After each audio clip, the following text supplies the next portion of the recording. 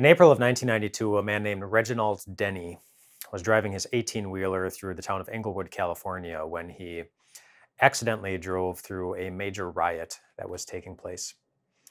He didn't know what was happening, but he ended up right in the middle of it, and he came to a stop at an intersection where a number of people who were rioting, who did not know Reginald Denny, they went up to his truck, they opened the door, they pulled him out, and they started beating him. And they beat him badly. And they continued to beat him badly. There were news crews at the place where the rioting was taking place, and so they were showing live video footage of what was taking place during all these riots. And there were 4 individuals who were watching on their televisions who saw what was happening to Reginald Denny, and they came to help him. They came to help him. They took him to the hospital, and in the hospital, he was in such bad condition that he suffered a seizure. They evaluated him, and his skull had 91 fractures. His eye was damaged. He ended up with permanent eye and brain damage, but he lived. Eventually, the police were able to identify and arrest a number of the individuals who did that to him, and it went to trial. And after going through the trial, the charges were dismissed. They were dismissed. Everybody who heard him, they were free to go.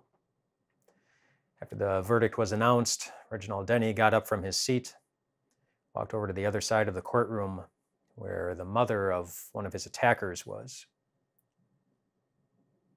He gave her a hug. Gave her a hug. A couple of months later, a prominent talk show host at the time, Phil Donahue, invited Reginald Denny onto his talk show, and on the same set was one of his attackers. And Phil Donahue asked Reginald Denny, "Is there anything you would like to say to him?"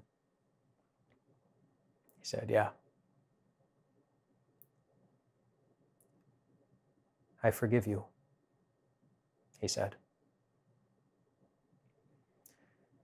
And that, my friends, is why a whole lot of people don't want anything to do with Christianity. Because that doesn't seem right. When someone gets hurt, just to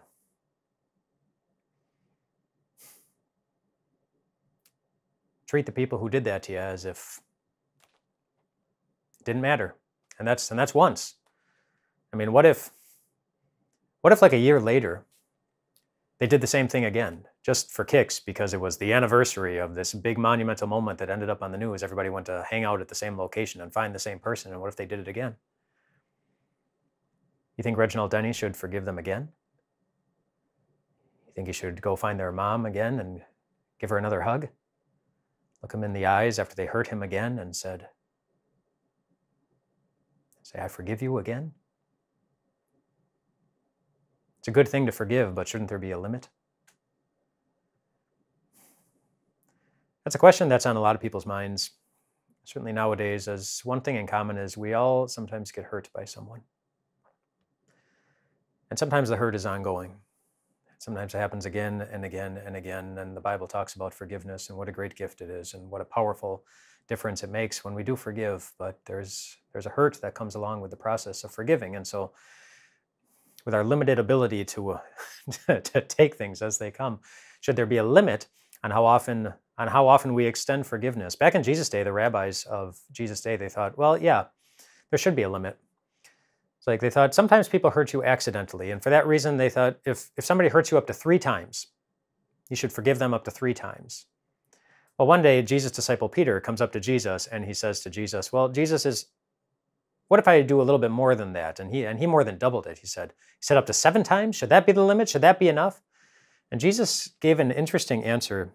It says, "Then Peter came to Jesus and asked, 'Lord, how many times shall I forgive my brother or sister who sins against me? Up to 7 times?' And Jesus answered, 'I tell you, not 7 times, but 77 times.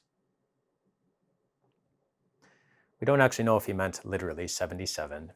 Seems more likely that Jesus was using some good biblical symbolic numbers just to emphasize that our forgiveness towards those who hurt us should be unending. It should be unending. No matter what they did, no matter how much pain they inflicted, that we should forgive and forgive and forgive. That's a hard thing to put into practice. Jesus knows that it is too. But it's a beautiful thing when it is. And you know that. Just for a moment, think of yourself. What's your biggest regret? Can you picture the person in your life that you've hurt most deeply?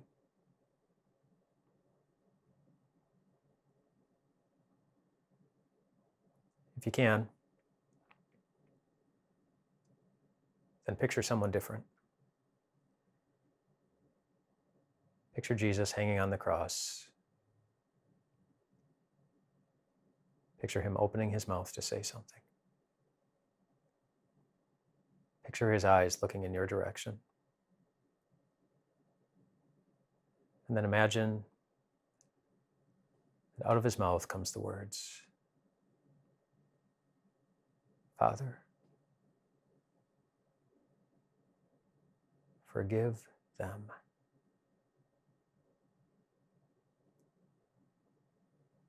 And know that he meant it. No matter what you've done, no matter who you've hurt, no matter the consequences that anyone has to live with, you are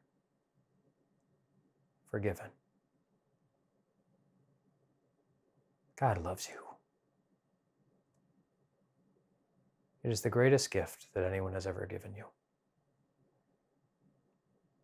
And it is a powerful gift when we give it to those who have hurt us.